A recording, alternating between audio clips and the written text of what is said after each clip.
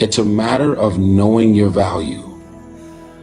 It's a matter of you saying, I don't have to be around these people in these type of environments and situations in order for me to finally see the value in myself. I love me independent of you loving me. I believe in me. I know my self-worth. I am here and I have a purpose. There is no value in having wisdom, knowledge, insight, spirituality, love. Every day, I am a work in progress.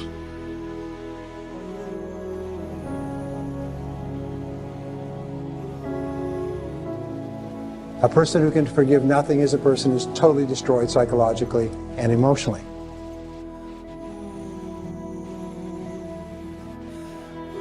Forgive your parents. Forgive any relationship that you ever had that didn't work out. Forgive everyone else in your life that has ever hurt you in any way. Forgive yourself.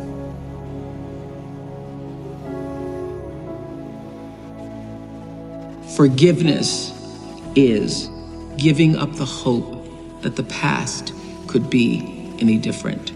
I think for myself, and I know many of you, you think forgiving means accepting what has happened to you. Well, it is accepting that it has happened to you. Not accepting that it was okay for it to happen. It is accepting that it has happened, and now what do I do about it? Forgiving is giving up the hope, not holding on, hoping, wishing that it could have been any other way than it actually was. Giving up the hope that the past could be any different.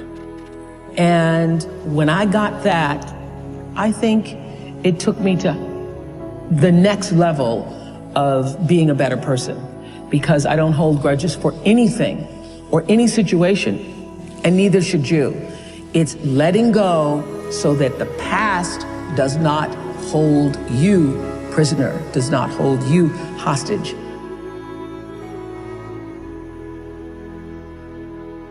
See, life is cyclic. You're not, whatever experience you're having right now, it has not come to stay. It has come to pass. Not to stay, just to pass. It's just going through. The biggest challenge is to know what's happening. This is a part of this thing we call life. This too shall pass. And maintaining perspective, putting it in perspective. You have to be willing to break from the past to have the future you so desperately desire. You have to have the courage to allow yourself to honor the past as it was, to forgive those who need to be forgiven, to forgive yourself, and to acknowledge that everything led you to this point now. Everything. Let it go and begin to focus on developing myself. And I say to you, you're going to have people to do things to you. Things are going to happen to you. And the most important thing to do is to harness your will and let it go and move so you can grow, so you can get on with your life.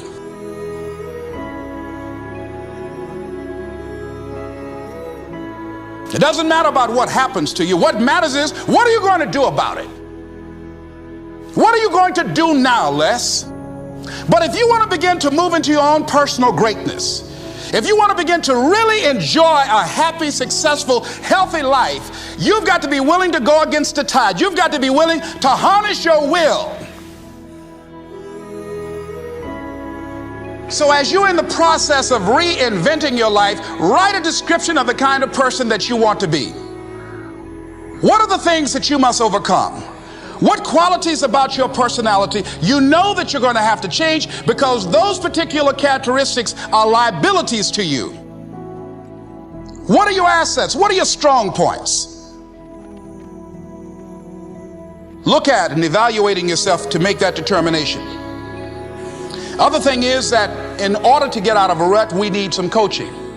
Find some trusted critics.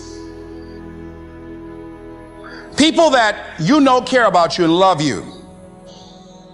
There's some things that keeps us from growing and getting out of ruts. Number one, we identify with feedback. We take it personal when someone wants to give us some feedback on where we are falling short and tell us about our blind spots. We want to have everything being positive about us. We're not perfect. It hurts. I have a friend who's a trusted critic. I don't like him, but I love him. He doesn't tell me the things I want to hear. He tells me what I need to hear so I can grow. It hurts. It hurts when he put me on the hot seat. I can't stand it. But that's the only way that I can grow. And I'm glad that he loves me enough to risk our friendship to tell me what I need to hear, not what I want to hear.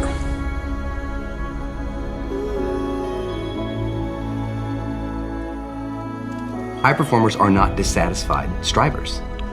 They're not. They're happy. High performers are happier than their peers.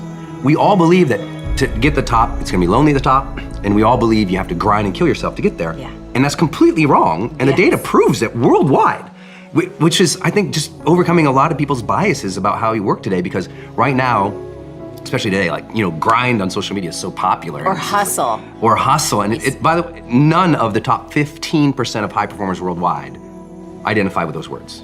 They literally don't. We asked them, we did a whole keyword analysis. Yep. This was actually pretty cool.